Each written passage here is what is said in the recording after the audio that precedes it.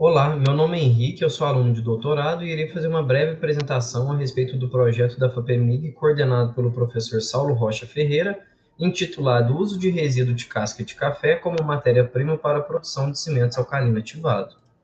A pesquisa foi desenvolvida estudando-se os geopolímeros, que são definidos como polímeros minerais produzidos a partir da ativação alcalina de materiais precursores ricos em alumínio e sílica. Essas matérias-primas podem ser obtidas através de diversas fontes, como cinzas volantes, lama vermelha, metacaolin, dentre outros, que são materiais compostos por sílica e alumina. E as soluções ativadoras são soluções alcalinas que podem ser obtidas a partir de hidróxidos e silicatos de sódio, de potássio, dentre outros também.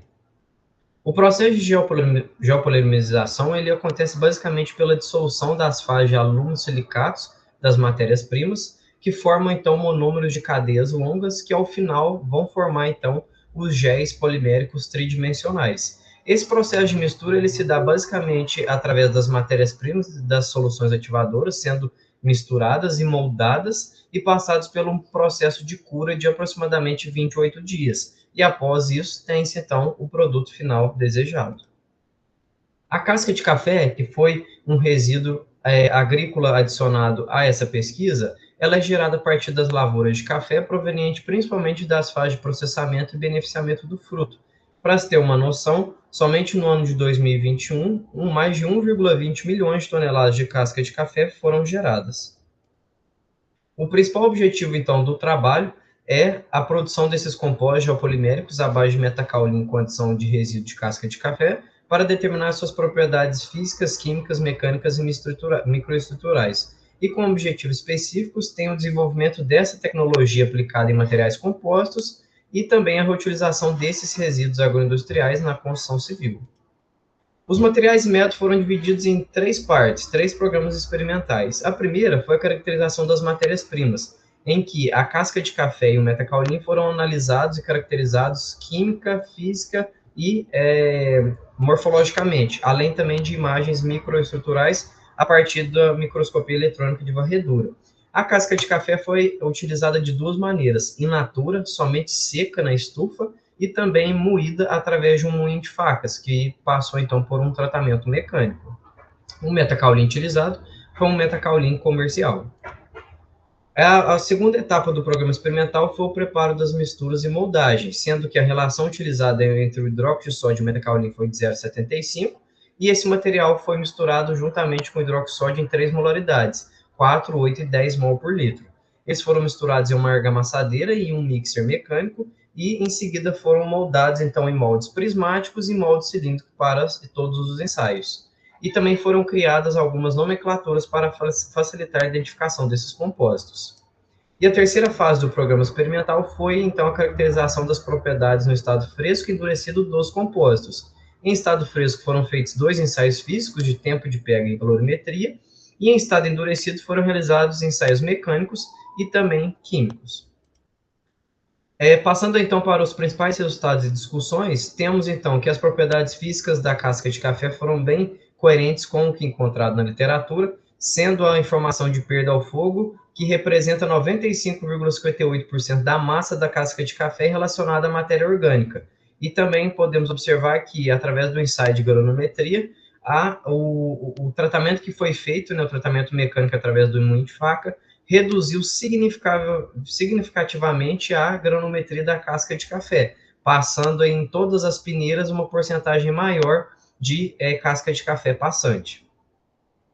A microscopia da casca de café in natura, ela nos apresentou então uma superfície bem compacta e irregular, além de ranhuras no sentido longitudinal dessas fibrilas da casca de café. A difração de raio-x apresentou que o metacaolin ele apresenta fases cristalinas, principalmente aí relacionadas à caulinita e ao quartzo, e a casca de café apresenta então fase semicristalina relacionada principalmente à celulose.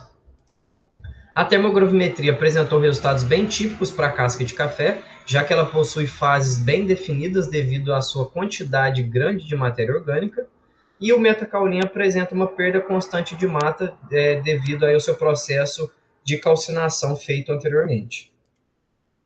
Em relação aos ensaios em estado fresco, o tempo de pega apresentou que, ao adicionar a casca de café no composto, houve uma redução bem drástica desse tempo de pega, que está relacionado à trabalhabilidade, tanto o tempo de pega inicial quanto o tempo de pega final, em todos os compostos com os hidroxó de 4, 8, 10 mol por litro, que foi adicionado às cascas de café, tanto in natura quanto com o tratamento. Esses ensaios eles podem ser corroborados com os ensaios de calorimetria, que também foram feitos em estado fresco, sendo que, ao passo que houve adição da casca de café, houve uma maior liberação de calor exotérmico por conta do material. Isso se deve devido aí à reação entre o hidróxido de sódio, né, que é o ativador alcalino, e as cascas de café, proporcionando então uma maior liberação de calor que pode ter auxiliado a reduzir o tempo de pega, já que alguns estudos condizem que um ganho de energia, um fornecimento de energia, calor externo ao geopolímero faz com que ele tenha, então, um aceleramento no seu processo de geopolimerização.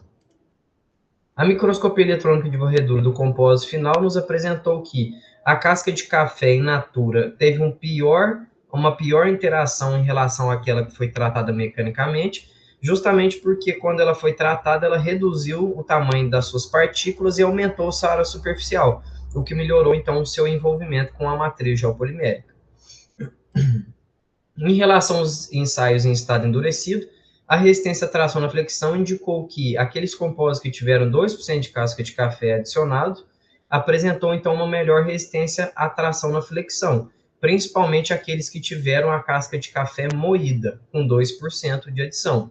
E o mesmo também foi observado ao ensaio de resistência à compressão, sendo que aquele geopolímero elaborado com 8 mol por litro de hidroxódio apresentou um melhor resultado quando comparados com aquele de referência sem adição das cascas de café. Então, os ensaios mecânicos apresentaram que o melhor compósito com adição da casca de café foi aquele com 2% de adição.